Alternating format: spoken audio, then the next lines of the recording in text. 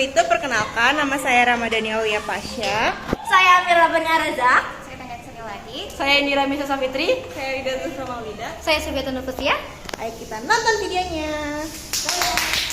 Nah, di sini aku bakal jelasin tentang distribusi peluang. Distribusi peluang yang pertama adalah percobaan dan kejadian. Percobaan dan kejadian dibagi menjadi 4. Yang pertama adalah percobaan. Percobaan merupakan proses yang menghasilkan data. Nah, bentuk-bentuk dari percobaan antara lain pelemparan keping koin dan pelemparan dadu. Nah, yang kedua adalah ruang sampel. Ruang sampel merupakan himpunan dari semua hasil yang memungkinkan muncul pada suatu percobaan. Ruang sampel dilambangkan dengan S. Nah, terus misalkan pada pelemparan sekeping uang logam diperoleh ruang sampel yaitu AG dengan A yaitu sisi angka dan G sisi gambar. Nah, selanjutnya itu adalah titik sampel. Titik sampel merupakan anggota dari ruang sampel. Banyaknya titik sampel satu ruang sampel dinyatakan sebagai NS. Misalnya, pada pelemparan sekeping uang logam diperoleh titik sampelnya yaitu A dan G. Nah, jadi NS-nya itu sama dengan 2. Selanjutnya itu ada kejadian. Kejadian merupakan himpunan bagi dari ruang sampel. Misalnya, pada pelemparan sekeping logam itu diperoleh salah satu kejadian yaitu A. Di sini saya akan menjelaskan tentang peluang kejadian. Yang pertama ada peluang satu kejadian. Nah, misalkan A merupakan satu kejadian, sedangkan S merupakan ruang sampel.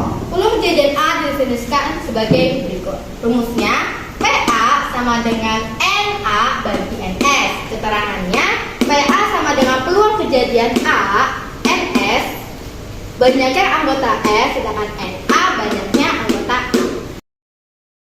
Kedua, peluang komplement suatu kejadian. Misalkan A aksen atau A komplement merupakan komplement atau bukan kejadian A. Peluang kejadian A aksen ditulis P aksen atau PA komplement. Dirumuskan P aksen sama dengan 1 dikurang PA atau PA komplement sama dengan 1 dikurang PA. Oke, jadi di sini saya akan menjelaskan contoh soal dari peluang.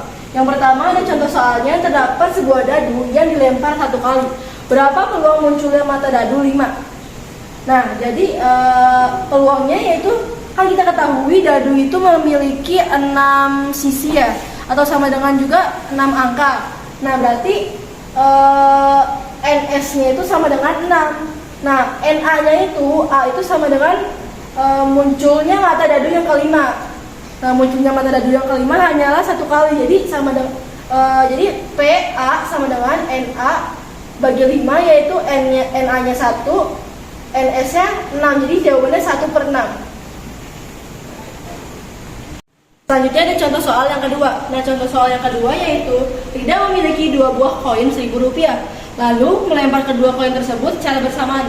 Berapa peluang muncul gambar pada kedua koin tersebut? Nah, ruang sampelnya atau hasil percobaannya yaitu muncul angka gambar, angka-angka, gambar angka, dan juga gambar-gambar.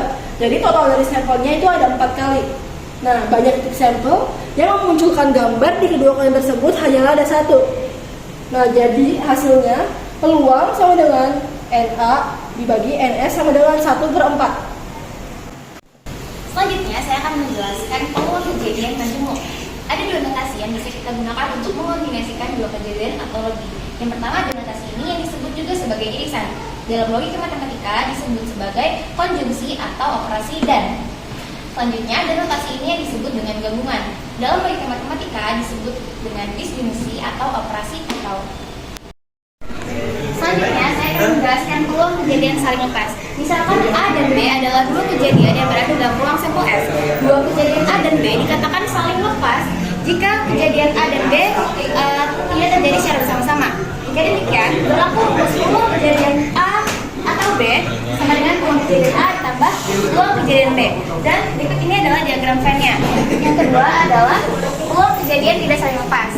Nah, misalkan kejadian A dan B adalah kejadian yang berada dalam ruang sampel S. Kejadian A dan B tidak dikatakan tidak saling lepas jika kejadian A dan B tidak terjadi secara bersama-sama.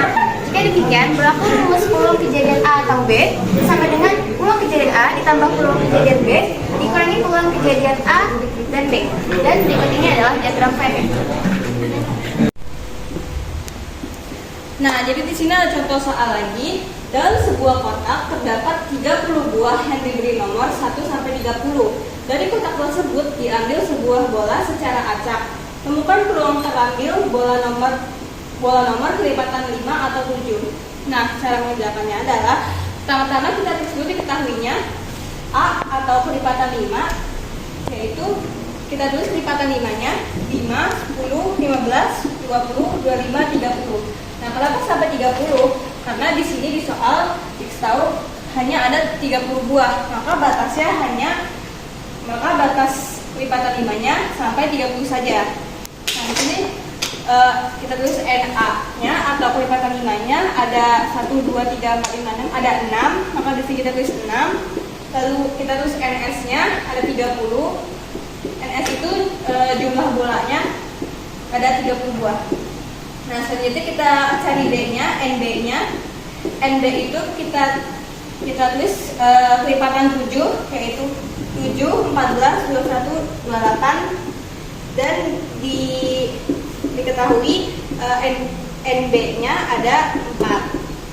Nah, selanjutnya kita jawab PAUB sama dengan PA ditambah PB sama dengan NA per NS ditambah NB per NS. Kita substitusikan, NA itu 6, NS itu 30, NB itu 4, dan NS-nya itu 30. Nah, karena ini penyebutnya sudah sama, maka langsung saja kita jumlahkan jadi 6 tambah 4 sama dengan 10 per 30. Lalu disederhanakan lagi menjadi 1/3. Jadi jawabannya adalah 1/3. Contoh soal lagi. Dalam sebuah kotak terdapat 30 bola dan diberi nomor 1 sampai 30. Dari kotak tersebut diambil sebuah bola secara acak. Tentukan peluang terambil bola bernomor kelipatan 5 atau 10.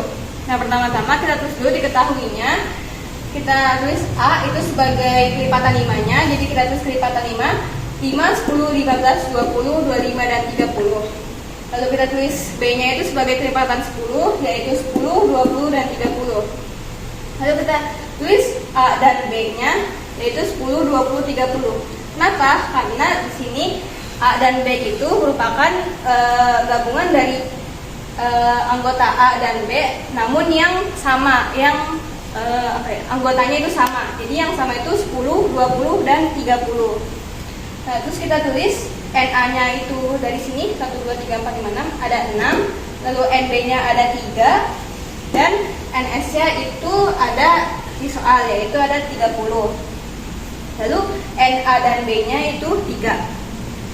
Lalu kita jawab dengan rumus PAUB sama dengan PA ditambah PB dikurang NA dan B sama dengan NA per NS ditambah NB per NS dikurang NA dan B per NS. Nah, kita substitusikan. NA itu 6, NS itu 30, NB itu 3, NS 30, NA dan B-nya itu 3, NS-nya itu 30. Nah, karena ini penyebutnya sudah sama, jadi langsung saja dijumlahkan. 6 tambah 3 itu 9, 9 kurang 3 itu 6. Jadi hasilnya 6/30, lalu disederhanakan lagi, jadi 1/5. Jadi hasilnya adalah 1/5. Sekian presentasi dari kami, kurang lebihnya mohon